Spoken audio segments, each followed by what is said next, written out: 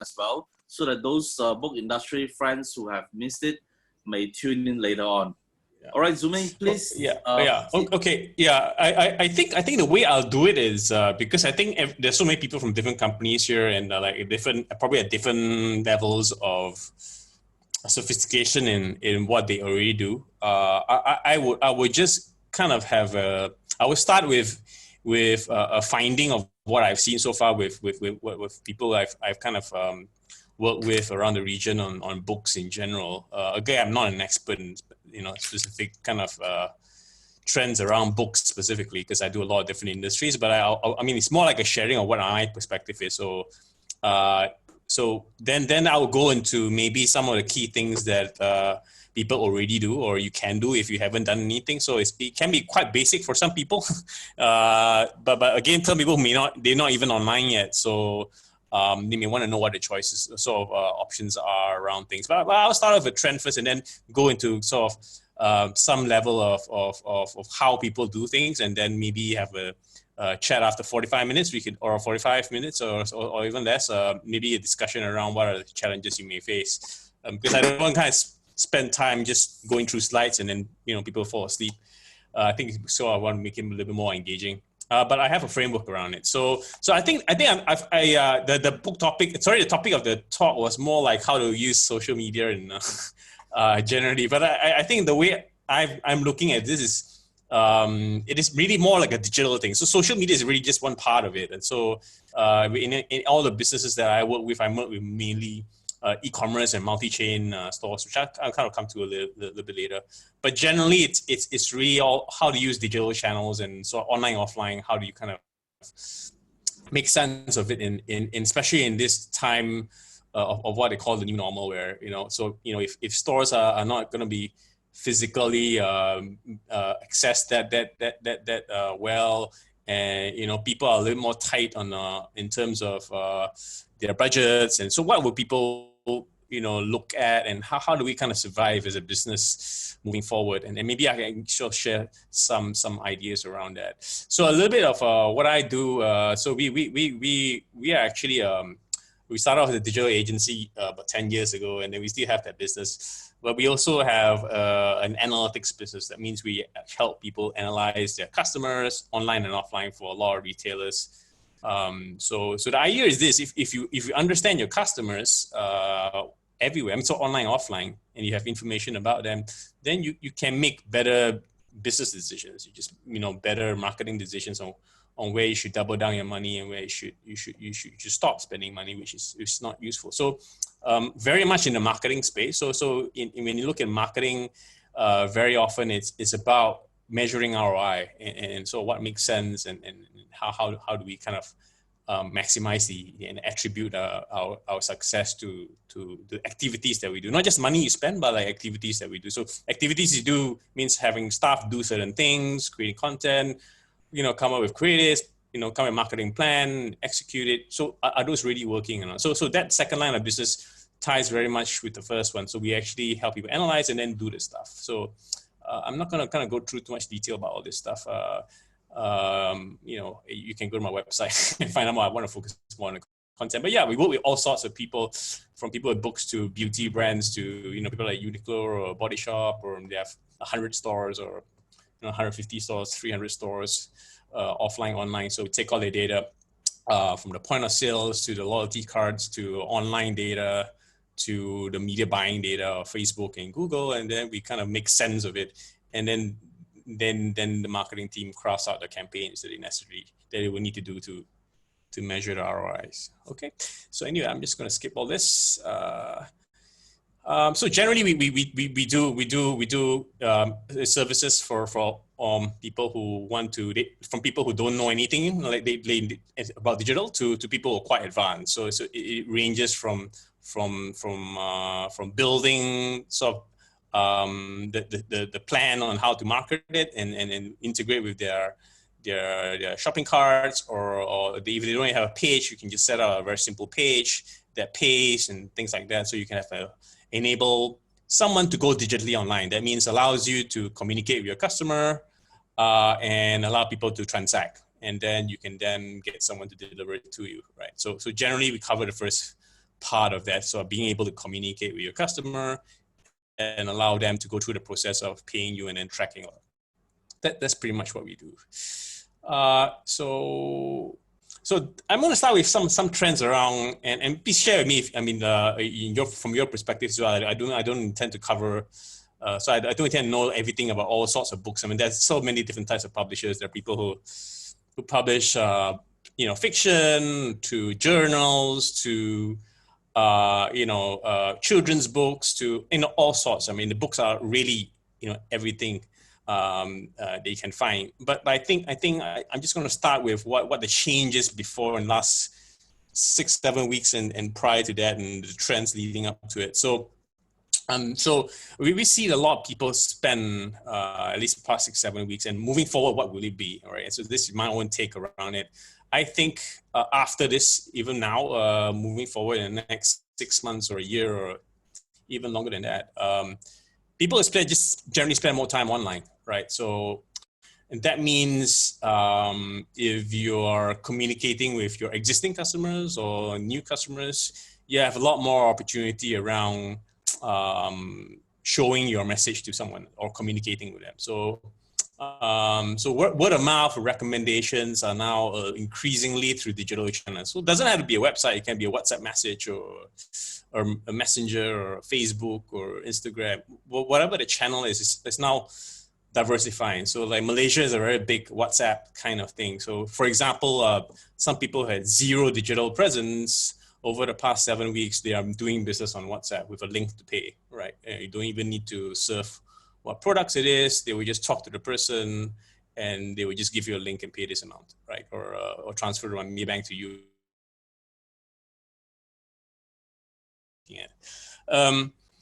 So because people spend more time, you have more opportunity to and more different channels to follow up and communicate with them. And now I'll elaborate a little bit more what kind of means.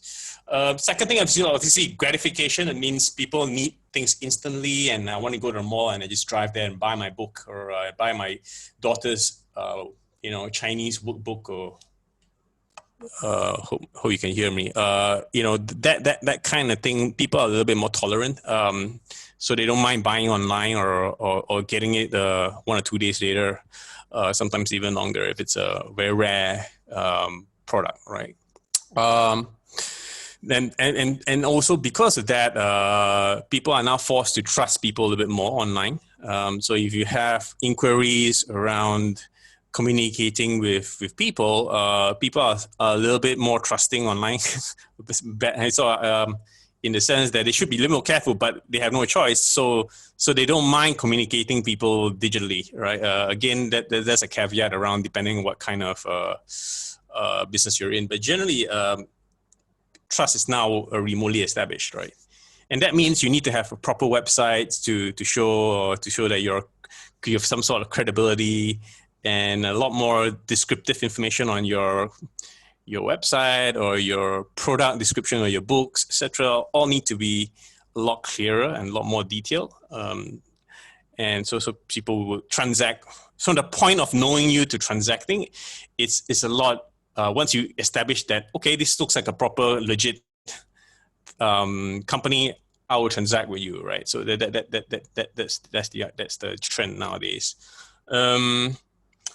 So and also people tend to now, they need to rethink a lot of things. That means either from a cost perspective or rethink educating themselves. They embrace things a lot faster because they know they have to think faster. That means that starts with learning new things. So people are a lot more back to basics. If I want to buy something, I want to learn something, it's a little bit more careful. So things need to be a little bit more useful for them. And I think things which are always in need will always be in need. I don't think it's changed anything. It's just the way people pay will be a bit different. But also, like I said, from a cost perspective, what they should be spending their money on, they're looking for value for money, right? So a lot of back to basics. With that in mind, because people are more careful, they will research more, they will consume more, they would try to get as much information as possible. Again, back to my original point, if you're going to be online or digital channels, or even your Facebook page, let's say you don't even have a shopping cart. Maybe you just have a Facebook page. That's good enough. But your Facebook page has a lot of information, useful information, very clear, has contact details, and sort of very legit. And people research, people will ask you questions. The tendency to transact is a little bit better, and the probability of transacting is actually higher. Okay, this is just my observation. So physical books will always be there. I think I'm not going to talk about whether Kindle is going to kill people or not. It's just really, it's not. It's just really, everyone goes through these motions of it's a category on its own, right? So sure, fair enough. There are digital forms and different form factors and things people consume, but by and large, that's why I guess you're all in this space. There are all these choices, but yeah, physical books will still have a space in there, right? And so I think generally, I mean, I will go through a little more trends afterwards, but all those things about people improving themselves and learning new things are still what I will observe. People will still buy those things, right? And I think it has changed. Maybe, like I said, the form factor has changed from consuming the book to having add-ons on YouTube videos or the digital add-ons around it. So I'm not sure whether you're in control there. Unless you're publishing your own books, you have the choice to create your own content or add-on content to sell things. That could be helpful for you in the sense that people would like to know more before they buy the book, like a review or even just a taste of it, right? So, I mean, if you are able to control those kind of content and lead on to show them the value of your product, try different channels, right? So that's quite useful. Anyway, there's just really some changes. So I'm going to quickly go through, and it's not, again, it's just sharing some data. I think generally books around people searching online are still very much fiction based, but again, I think that's just generally the case, right? In our country. But people are reading a lot less, so the trends are kind of going down. So I'm using very a little simple data from Google Trends. If you want a lot more detail, I mean, obviously there are a lot of different types of sources you can go, but this is really just general trends around different types of things that people search, right? So this data are what people are searching across Google in our country over time. So if you're looking at a specific niche, like I say, I'm not going to cover every niche because you all have your own niches, and you can always use this tool. So if you're not already using it, it's a very, very simple tool. Google Trends, just Google Trends. So like I have customers who sell books and all kinds of books, children's books, for example. So you look at proxies, so look at proxy searches for children's books or a particular kind of IP that you already have, and you see there's a large spike during a certain period. And so people are either searching for content relating to this other movie or searching for books. In my case, I'm just looking for books here. So there are all these changes you can see as you go along and you track it. It helps you get a sense of how you should be a little bit more aggressive in certain things.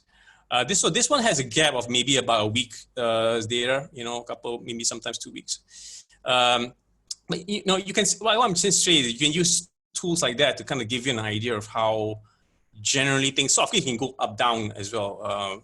So things like cooking and recipes and all are obviously skyrocketing, even though recipes have always been a big search anyway. But like, you can see this, you ride on the emotional wave of things. And it's where you kind of change your strategy very quickly. So the good thing about digital is whether it's social or Google search or where it is, you can tweak your strategy very, very quickly, right? And to take advantage of these sort of things. And I'll talk a little bit more about tools afterwards, but so I'm just showing you sort of how you can go about capitalizing on these little things using a little bit of data. And again, if you're into fitness, for example, home workouts, again, you can see. So in this environment where things are challenging and everyone needs to stay at home, they're always, the demand is surging for specific things. It's not just down all the way because everybody needs to consume anyway. Everybody needs to feed their heads, feed their brains.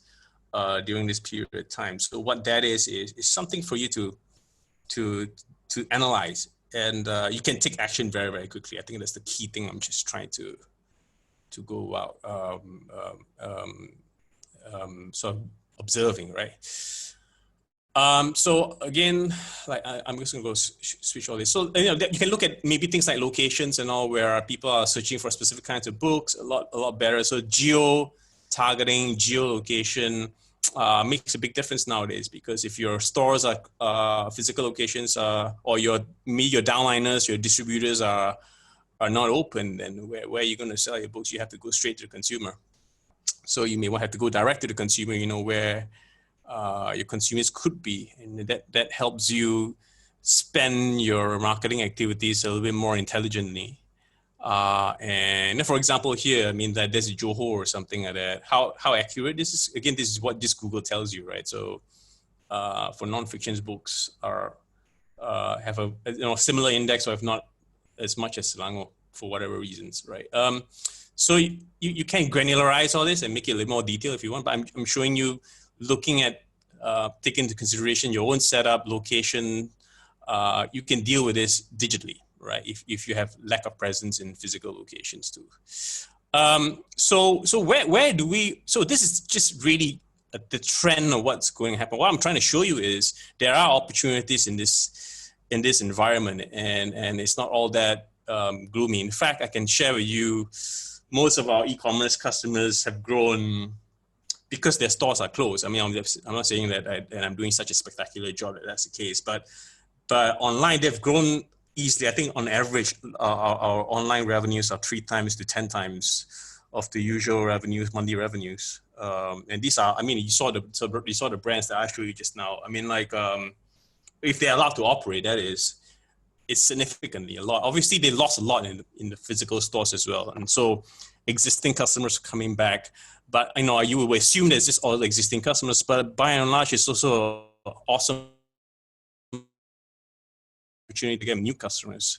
And it's quite surprising to see a lot of people just now realizing some of our customers' products. And so I would say, by most of them, 40-50% of them are new customers, right? So it's a very good opportunity to get new customers as well. We shall elaborate afterwards, right? So digital channels allow you to reach your existing customers in a very powerful way.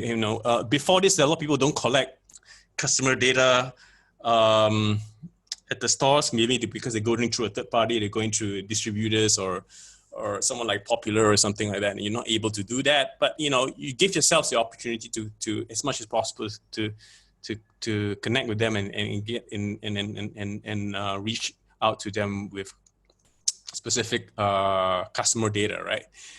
So generally, when you go digital, you usually have various channels, and this is a very basic thing, right? So you usually have a website. So it's like an e-commerce website for you to buy things. If you don't, it could be as simple as a Facebook page, or even a simple landing page, or a Facebook page with a WhatsApp, with a number, and you have a WhatsApp business account. That's good enough too, right? Someone can reach you, and then it allows you to some sort of payment mechanism for you to do so. Very, very easy to do and set up, right? If you don't have, I just show you a very simple example of how do I get out of here? So if you can see my screen, can you guys see my screen? Yeah, so like something, this is just a page, right? So it has a page and it has a chat bot here. You can start talking to people. I mean, this is a very simple thing. You can talk to people, engage with them, or it can be just a WhatsApp thing. And once people talk to you, you can go to WhatsApp, you can talk to you and things like that. You can send them a message, etc. And you can then go back to the website to give you a link, and you can always just pay for it. So okay, whatever the product is, right? If it's a book. I mean, this is like the simplest thing you can do. You just need one page. It's not even a shopping cart, right?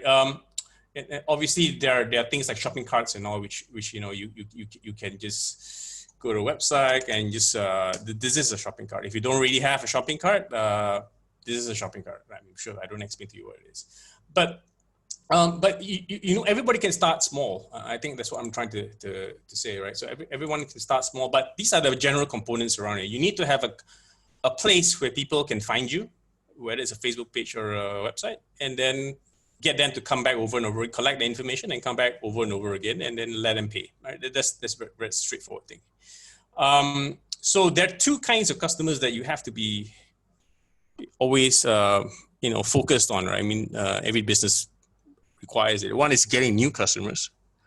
The other one is getting your, you know, your repeat customers to come back in a timely manner. And when they need you, you get enough mind share, so they will come back to you and buy, right? So I think, you know, a lot of businesses go through this funnel. So it's called a buyer funnel. So you know, if for a new person to come in, they need to be aware of what your problems you're solving, all right? And then and each of these steps are kind of different steps you can employ in creating your own messaging or your content to get them to buy, right? So in the offline world, it'll be your location, your store, maybe, or word of mouth from somebody saying that, you know, I can get this book from here, go talk to the person.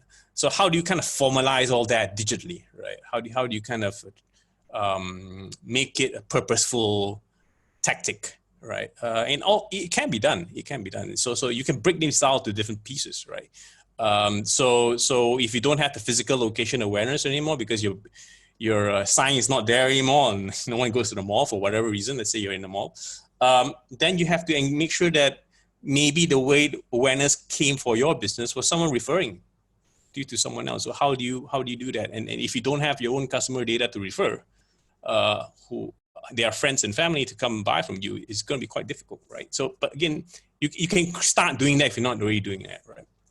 And each of these steps are very little things you can do digitally, right? So it could be sending them an email, or if you're collecting data, start collecting data, or run specific campaigns around targeting people who may be interested in this sort of space, right? In different channels. I'll come to all those in detail. But the idea is getting new customers is usually treated returning loyal customers, and building loyalty is a different process, right? So both new and loyalty segments are important. So how do you build loyalty? It's really, you know, kind of a combination of your brand, right? Which I'll come to later on. But generally, what are the things to consider about your customers? And this is what I pretty much do for a living. I kind of go to the detail of looking at how do you know who your customers are. Like who, when, why, what, how are your customers buying from you? I think if you don't have that answer in your head, or you have an idea of how these things are done,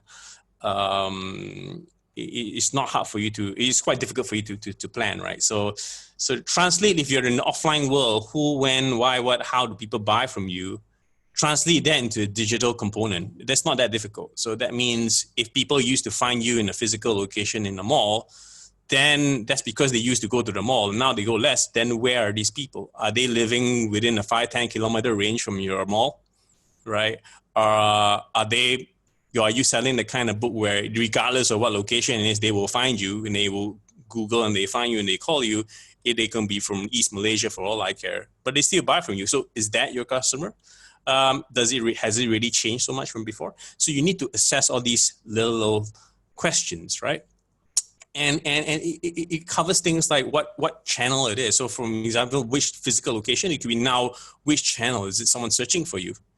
Or you need to go out there and tell people about your brand. That means you need to use a Facebook or some sort of Instagram or YouTube, whatever it is to shout out things. So again, these are things that would be in lieu of what you used to have physically, right? To cover the challenges that you face from a physical thing. So it's not that difficult, right? It's just translating who, when, why, how into a digital tactic or a tool. Yeah. So things like knowing who your customers are they Malay, Chinese, Indian? Do they speak Bahasa Malaysia books, or is it Chinese books, or are they for children? Are they for professionals? Are they for universities and or like students, etc., etc. These are all your own target market segments. Again, digital channels can help you find these people quite effectively. right? So if, for example, Facebook, you can always target people of a certain age, certain kind of interest, whether they're married, they have kids, very, very, fairly accurately, if you do that. And maybe professionals, you can use something like a LinkedIn or even a Facebook or YouTube to see what videos they were watching. If someone's a programmer like myself, I am a developer, I like to buy Python machine learning books. And I watch a lot of YouTube videos on Python machine learning or some whatever technology it is I'm learning. You can reach these people pretty well, and just go where they hang out. And digital channels allow you to do so. So you can buy a YouTube ad or a video to get them into your website and talk to you, right? So like I said, knowing existing customer information and writing it down. If you're not tracking all this, then write it down. I'm sure just write it down. If not tracking it, you're not tracking all the thousands of customers you have, write it down. I mean, what you think it is.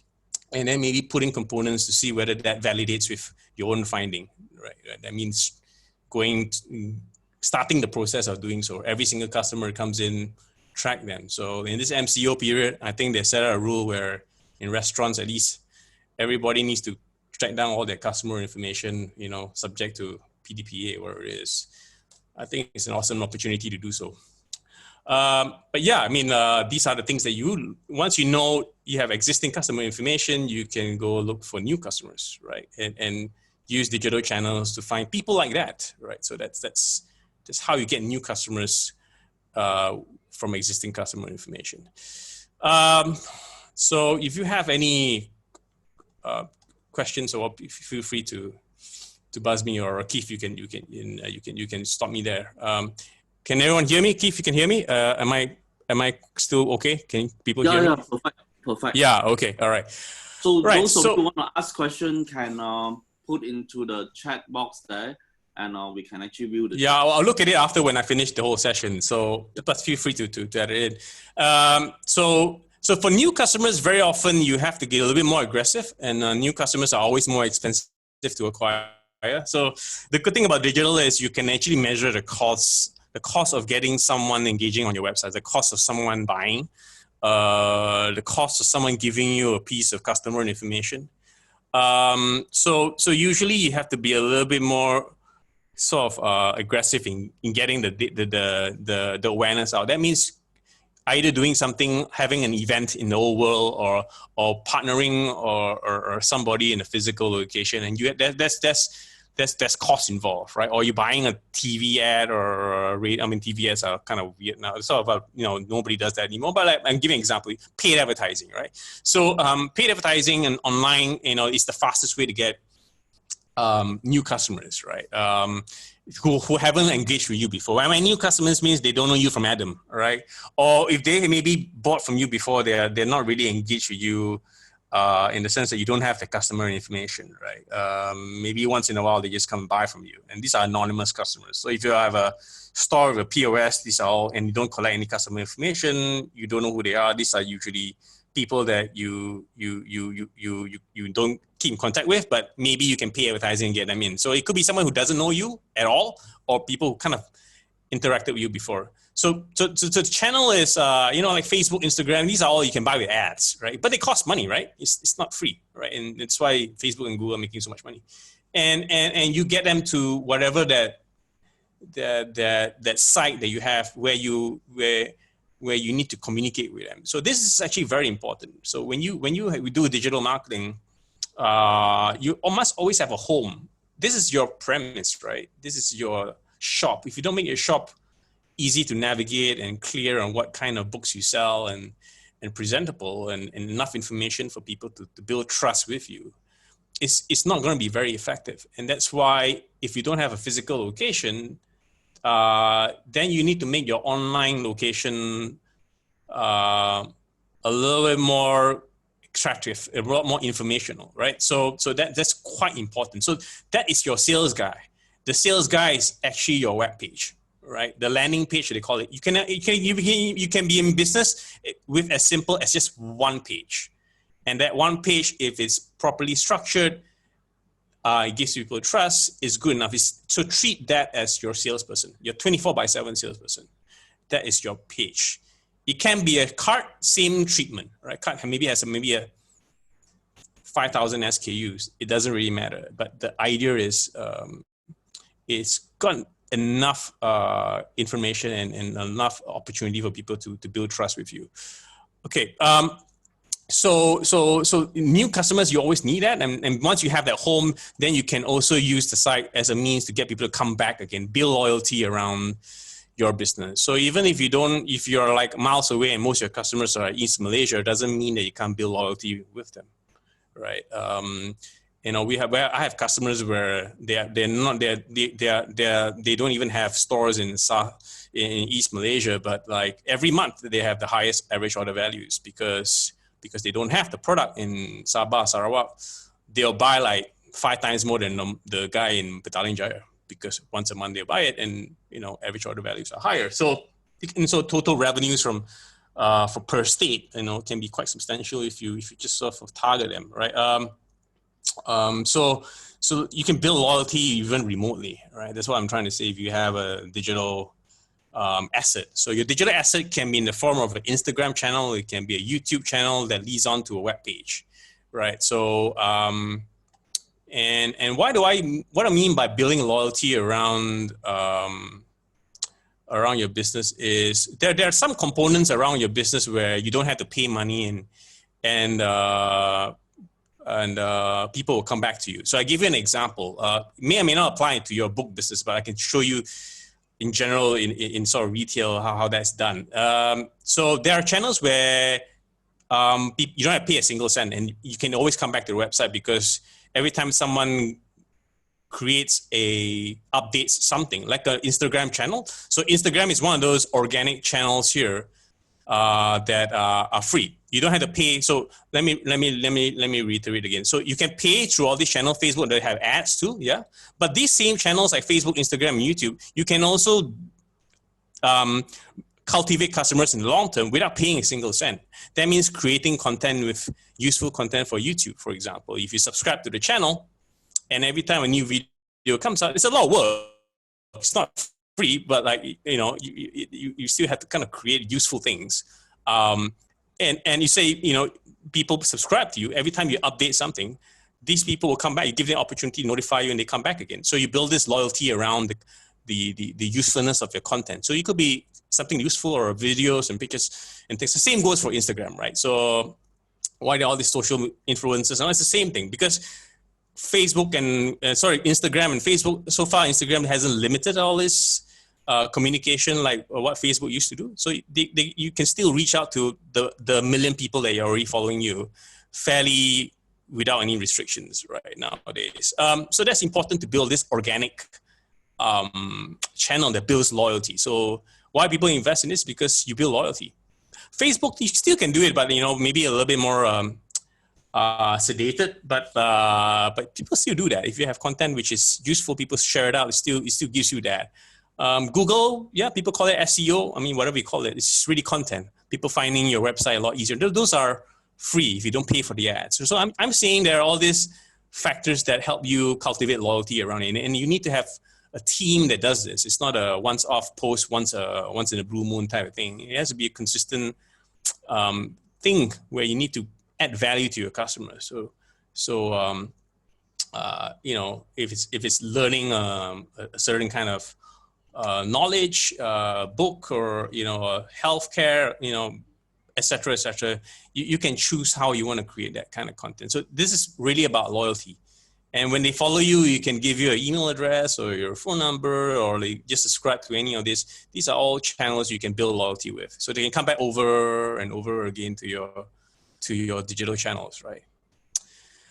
Right. So like I said, I think this is general ideas. New customers and returning customers, that's all I'm just trying to summarize for you. And each of these have tools that can deal with new customers and returning customers effectively. So all you need is a web page, or some sort of a home, and then allows you to use all these different channels to reach out to them. I think that's what we're trying to say. Reach out to them and then keep them engaged. So you need to collect their data, whether it's an email or phone number, what it is, and then, or let them engage with your content, whether it's Instagram or YouTube or whatever the channel you think is most suitable for your audience. So same goes for YouTube. Like YouTube is one of those underrated ones. There's a lot of work to create a video, but I can tell you that if you hit 10,000 to 20,000 subscribers and you have consistent stream of returning users, it can be very, very powerful, right? Without buying any ads, right? So if you don't have the ads, obviously you need to have a bit of both, right? You don't have all this yet, then you need kind of sort of use the ads to seed all this audience out. So you need to have a little bit both organic and paid kind of things, right? So you need to have a budget for it.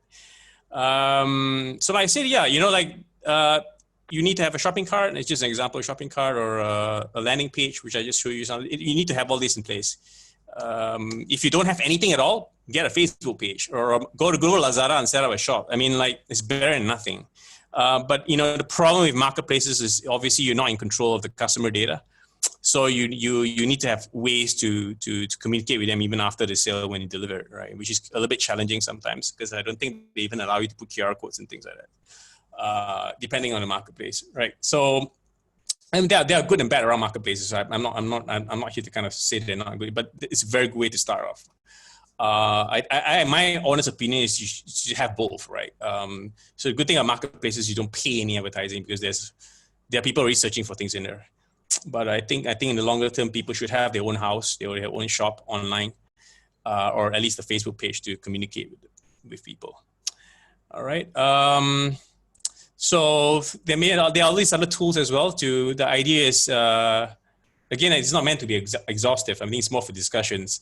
Like, say, if you don't have even a web page, or maybe just have a Facebook page, you can sell online just with buy a Facebook ad that goes straight into your WhatsApp, and then it has an automatic reply that says, "Hi, what you're interested in," and then you get someone to manage the Facebook app and tell them what it is. So give them back the link where you have all the products in there, and then talk to them, and then give them a link to pay. That's all you need. You need to have the payment channels in there, which is quite easy to do nowadays, right? These are just some of the tools that people do. They have a web page, and then they go straight and add to WhatsApp or straight to Facebook Messenger. Works too, right? Again, it depends on your business, the type of people you're dealing with. Some people, this is more like an online, offline thing. You want to get online, go to a store. You may want to have a voucher, sign up online, and then go to the store, get a voucher, and then go there. So you can do that kind of stuff, right? So you have a funnel that goes step by step. This looks complicated, but don't worry about it. I'm just saying you need to think about different steps, right? Of how you want to get people from online to a physical store, right? With a QR code, where it is, and then you keep that information so that they can redeem it in the store, right? This is very, very useful. And so yeah, I mean, like I think just to maybe cover a little bit of a case study and before we kind of go to a question and answer session is I think we did something with our regional company that sells books. I think the trend was they had stores that most of the revenues before this were all the physical stores, and then obviously with the circuit breaker and all this stuff in Singapore and Malaysia down, they had no choice but to sell remotely to different countries. So certain countries, they weren't allowed to operate. I think Malaysia, it was pretty strict around it, so you can't sell that much in Malaysia. But, you start selling in the Philippines. You start selling in Indonesia. You start selling in other parts of the world if you have a product that they will need to. So I think for this company, we use a lot of the offline data to reach out to their customers around the region and target new customers across different regions. And we got new customers. So it cut a long story short, with the existing data that we had, we got a lot of new customers internationally. And I think we double revenues easily for at least the online, right? Obviously the physical stores were closed, but double the usual monthly revenues.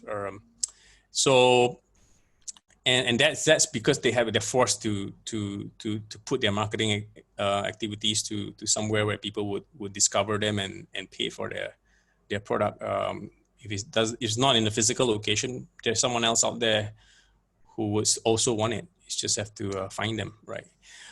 I think that's what I have kind of prepared so far. If I have gone a little bit too fast or a little bit too general, I apologize. But I think just meant for discussion after, so hopefully it plants a little bit of, I guess, a little bit of seed in what you guys are facing, and maybe you can share a little bit more online now. I prefer talking a lot more discussion than kind of presenting. So with that, I just open up to, I guess, to back to you, Keith, on, from my question standpoint, like, what do I need to do now? Try to get used okay. Thank you, Zooming. You can unshare your screen now. Then what we're gonna do is we open up the session to anybody who have any questions to ask. Just unmute yourself. If you want to put on the video, it will be nicer. Ask any question you want. Yeah, the floor is open. Anybody, just go ahead.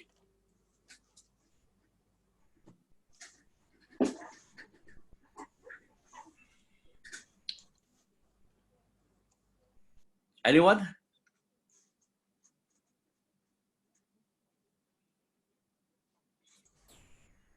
I think everybody's shy.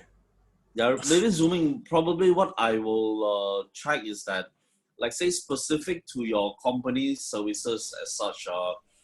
Like, say, if I'm new to e-commerce and I'm new to all these things, like, what kind of package do you actually provide, and how you could actually help me draw customer to my bookshop? Like, say, for example, how do you help me do Google Ads? Do I need to give you database to do, or what kind of strategies or things you would recommend? Because frankly, a lot of bookstores are new to this. They don't know what actually they need to do. So where do they start?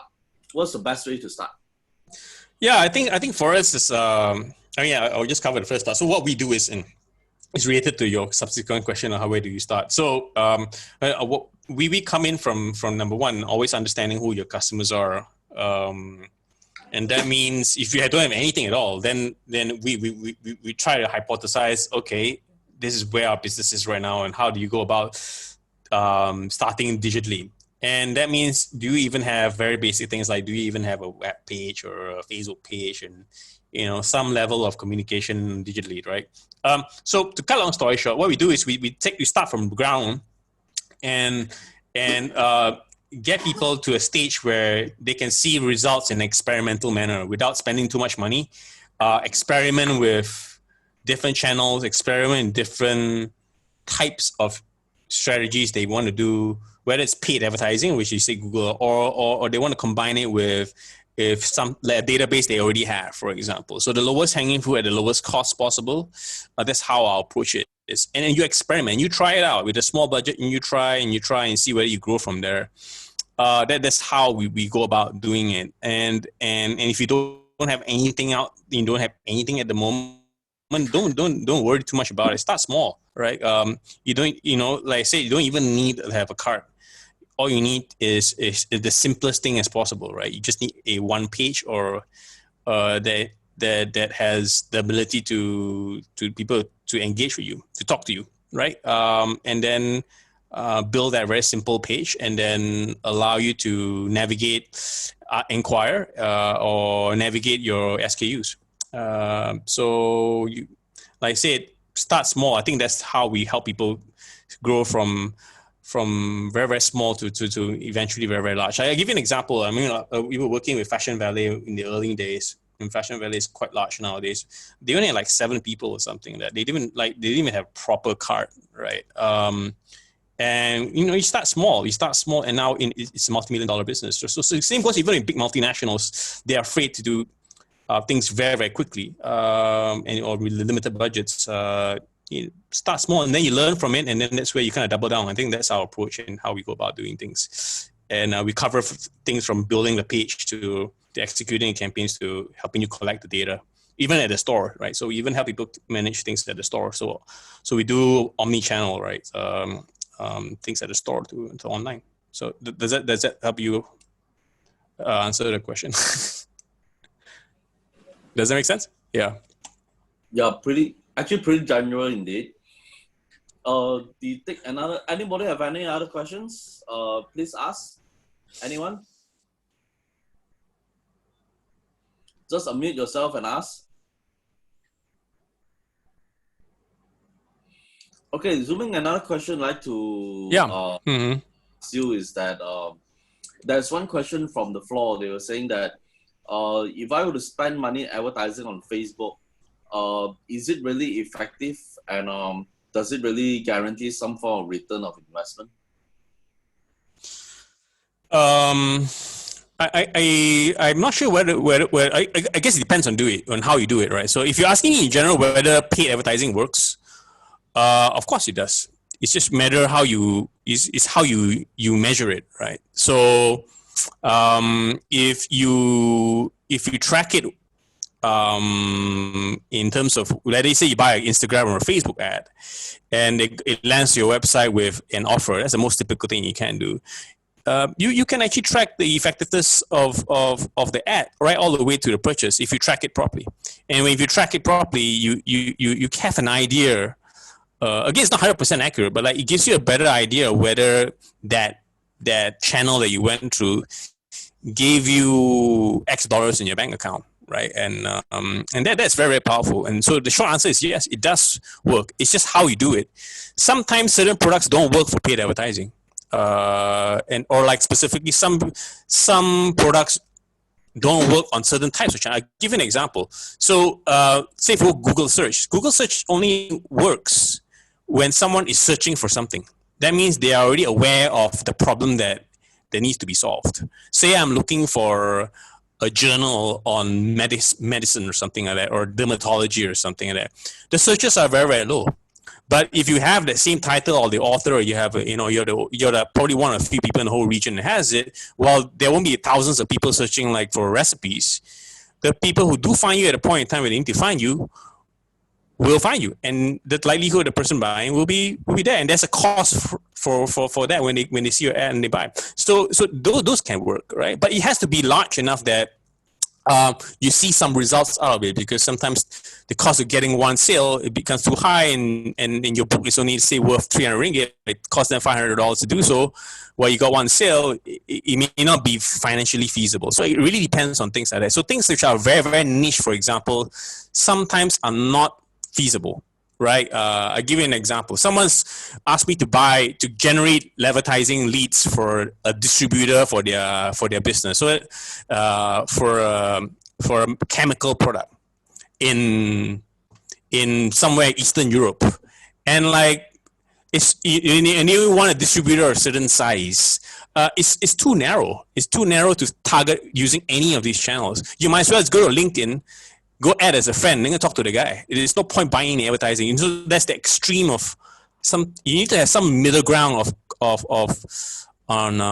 volume to let it work for even search, or even like Facebook or Instagram, right? You need to be somewhere in between, like SMEs. So you have thousands of companies you can reach. You need to have a market size of at least a couple of thousand, right? Else it's going to be hard to even do digital marketing. So I think that comes with caveats. But by and large, I mean, we've been running ads for years, and it definitely works. It just depends on how you do it, right? Does that answer your question? So does it guarantee ROI? I don't think it can guarantee an ROI. I mean, if I could, I'll be super rich. But as a channel, it does work. I'm pretty confident it does work. It's just how you do it and what kind of product you're selling, and whether it's suitable or not. Okay, we have a question from okay, from the university presses. All right. They were asking about publishers who publish scholarly publications and academic books.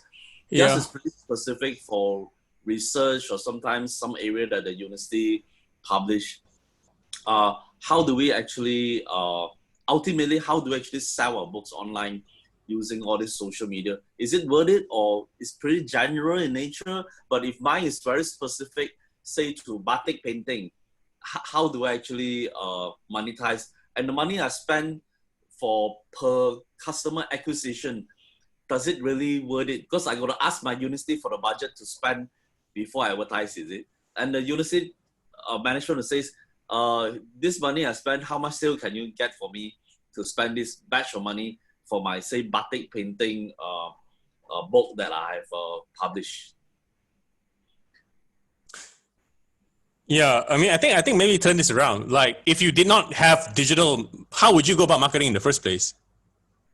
I mean, that's my other question, right? So obviously you use things like traditional distribution channel, which you already know who these people are. So I think that the key thing is you need to know who these people are and how many of them, and where can I find them, and can I find them through the digital channel?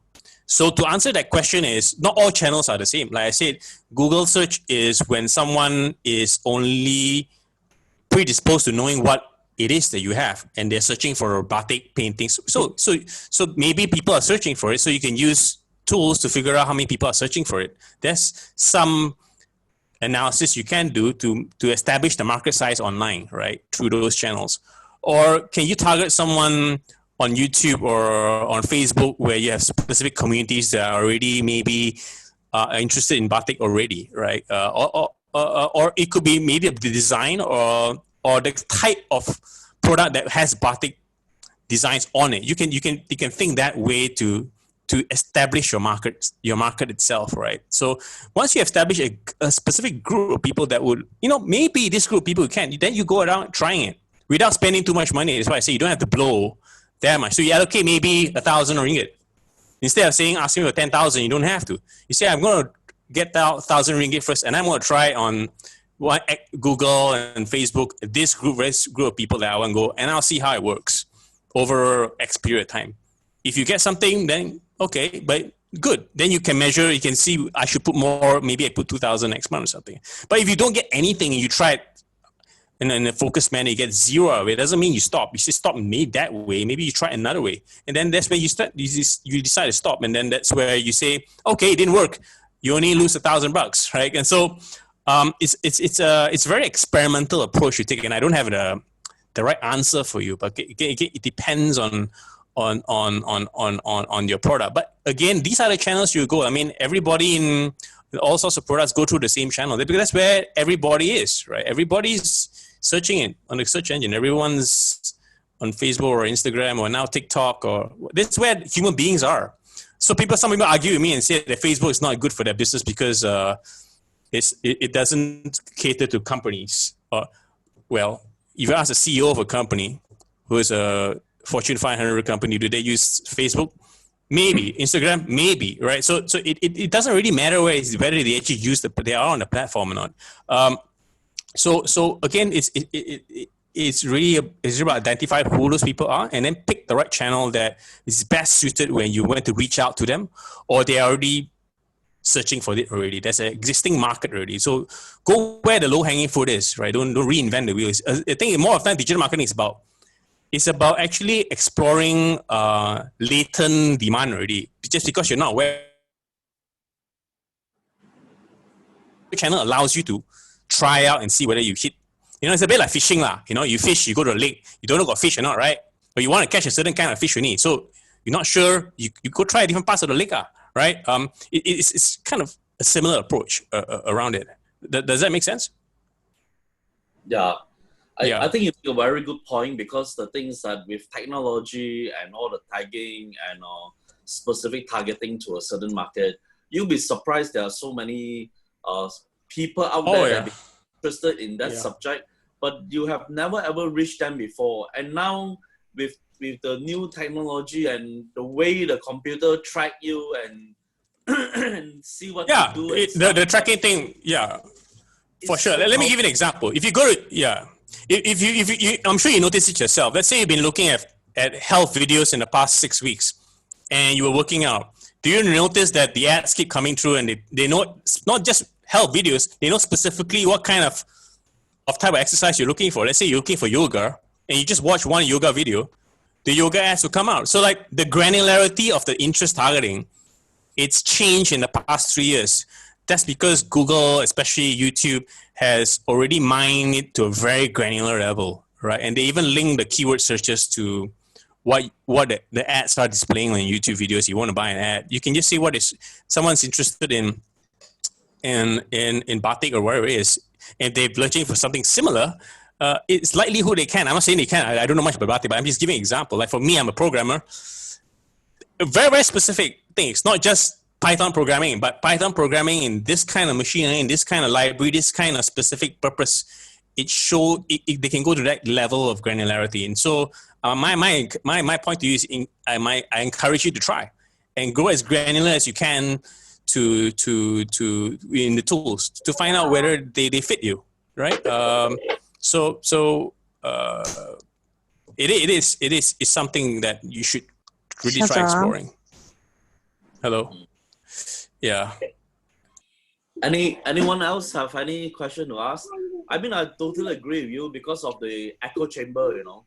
Like say, for instance, once you watch one YouTube, wow, everything goes. If I have a chat with new friend, I didn't even on my phone. I believe that Google is actually listening to whatever you do. Yeah. So it's quite scary, yes. Following me to his Facebook page. How the heck does the system know that I spoke to Adam? Tomorrow he keep on recommending Adam to be my friend. Like how they know actually. So yeah. I believe our phone, all this Bixby, all this Google, Alexa, all those stuff, they are listening to us every day and prescribing. Like your cousin come to your house and watch Netflix for a few hours of Korean movie. Then shit, your whole channel all flooded with Korean movie. How do you really think you're gonna keep watching other movies so that they get rid of the Korean movie? So it's really I mean, like I mean, the data is every. I mean, like I won't go into details of whether they're tracking your phone because I don't have an answer for you. But but like definitely your chats and your WhatsApp and Facebook Messenger and all these properties owned by these companies, they're definitely using it to some extent. So, very, very, very granular nowadays. I think the hard part about digital marketing is actually time taken and the team making the team have the capability to create the necessary. It's a very laborious task. Like for example, it's not just buying ads. It's about creating the content, creating the ads, updating the website. It's a bit like keeping your store clean. It's about updating what's in front of the store, right? It's about informing your customers what's new. It requires effort. It's not a once-off thing. But I think it's something that your existing role just needs to expand a little bit more. I think that's the challenge for people doing digital marketing. It is actually, these are all the tools. I think the hard part is the tenacity to go on and not give up. And having the team to churn out different types of messaging, and once you get the hang of it, it's consistency, right? I think that's the big part of it, right? That's the difficulty around it. It's not a once-off exercise. That's all I can say. Yeah. The other mistake I see a lot of people do is they don't. Yeah. Sorry. The other thing is a lot of people don't collect customer data. I think that's the biggest problem with Malaysia. Yeah, actually, we have this problem because, like, say, even we are in Indonesia. The book fair community, right?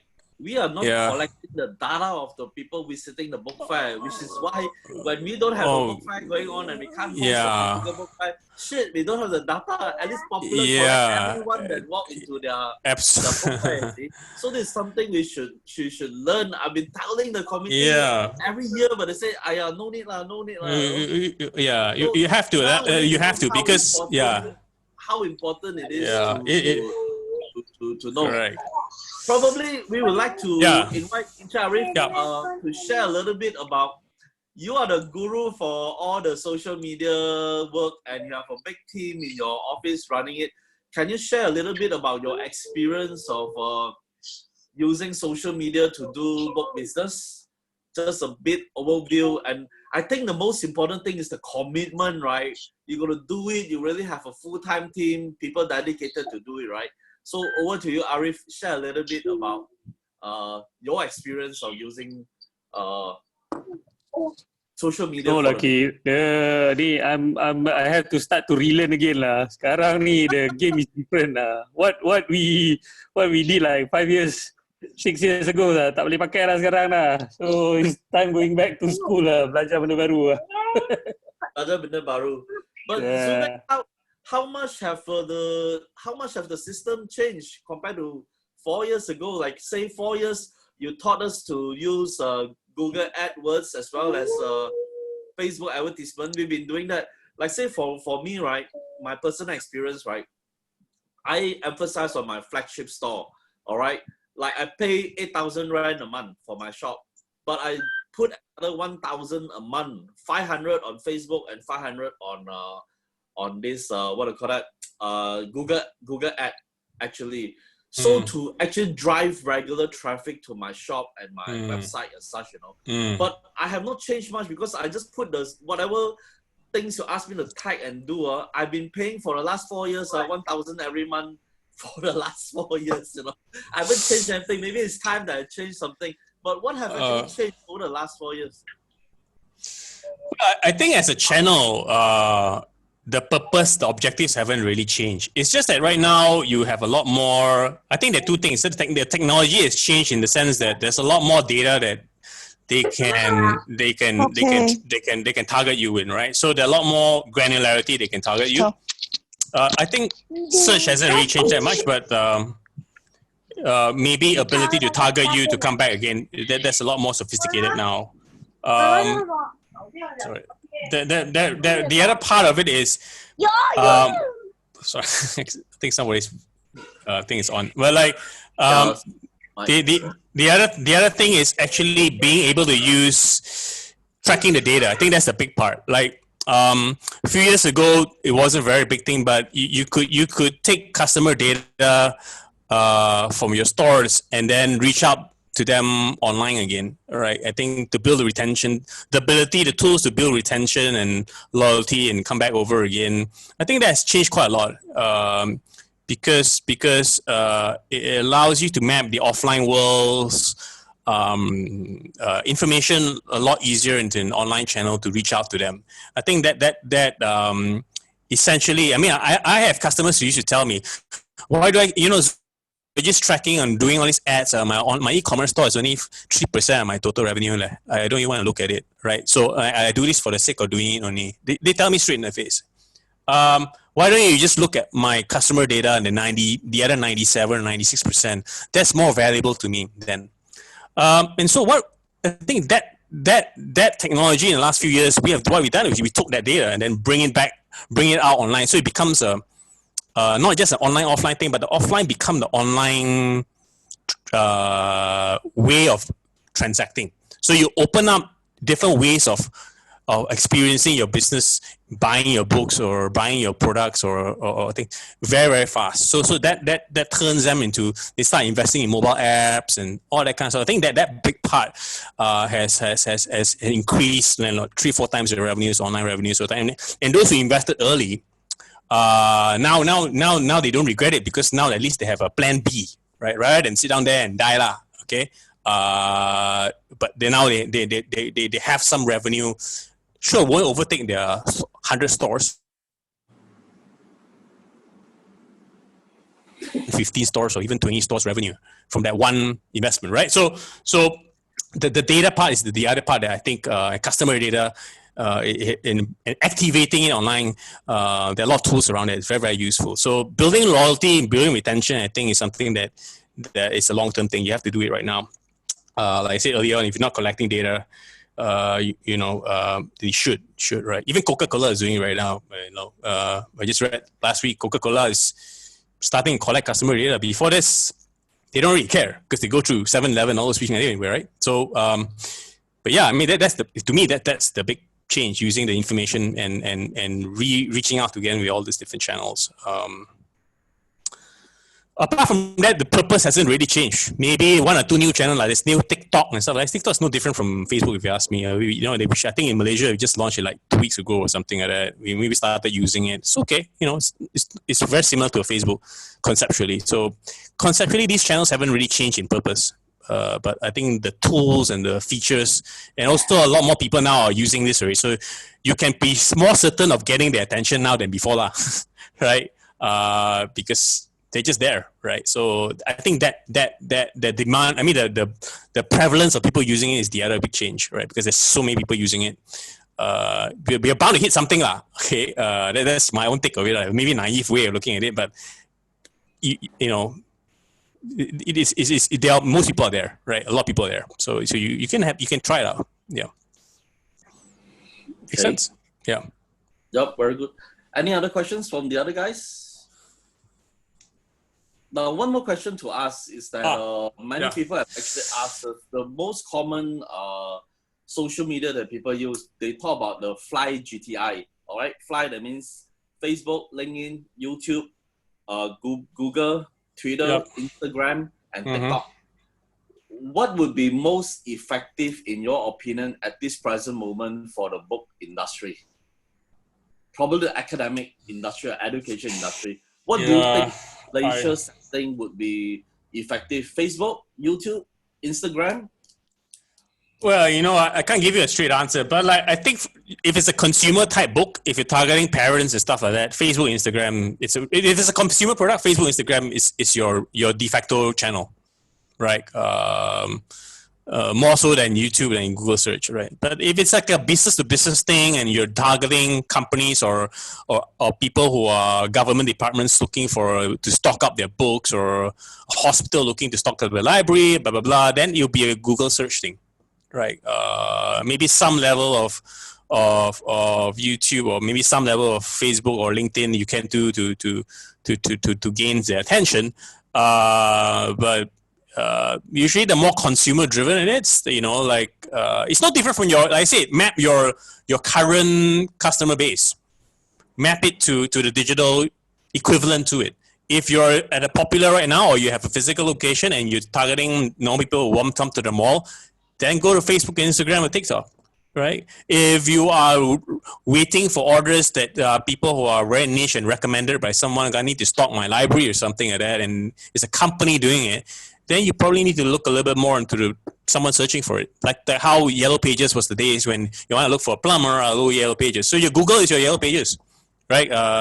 It's no different, right? You can just simplify it that way. It's not that complicated, right? And LinkedIn is pretty much a more business type scenario where you want to create a little bit of awareness around senior executives. And the problem with LinkedIn is people don't look at it very often, unless you're looking for a job, right? Maybe now people have to look at it more often, but like it takes a longer time. So people can't use the same benchmark. So I ran it on LinkedIn 1 month or Facebook and it doesn't work. I mean, it's a longer period because people check it as often, but a lot more business type people, right? You want to reach higher level senior people who make decisions, then LinkedIn is a good platform to go for. So again, map it to be familiar with the digital channels and go around playing with it and see who's in there. Right, then you know roughly who's in there, right? And then you pick the channel that the tool that you want to use to try. That's just my sort of heuristic around it. So general way of selecting which channel to go for. The more consumer is, just go for Facebook and Instagram. You can't really run away. TikTok's a little bit still new, so YouTube is also not too bad if you want. I mean, YouTube, if you look at it after Facebook, YouTube probably is the second most popular app on. Okay, that's good to know. Okay. The guy on the street, or your daughter, your kid, what app is in there? Yeah. Make sense? Yeah. Yeah, thanks for sharing. No problem. Or rather than me asking most of the questions. Okay, I think there's a question here. What is the AI tool available that offers personalized offering and product offering or content?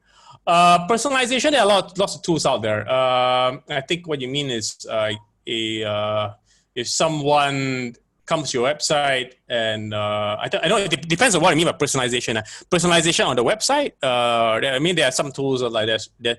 There are Insider, or there's Visual Website, it's VWO, and all. If you're not sure, you can just message me. I'll give you a whole list, right? So it depends on what you mean by personalization. So the good thing about data is you can personalize your website to people who you have a profile already historically. They are existing customers. So you can personalize and what you want to show them on the website, what kind of what kind of offers, or you can show them an ad in the, personalize it that way. So with that information, you can become a lot more accurate in what they need and when they need it. And so that's why I say those are big things that are quite useful. But yeah, if you want to hold this, just message me and I'll give you a bunch of leads. Depends on your budget. Yeah. I think that's what your advice on scholarly publisher. I think that's. Sorry, I wasn't really looking at chat just now. I was talking to you.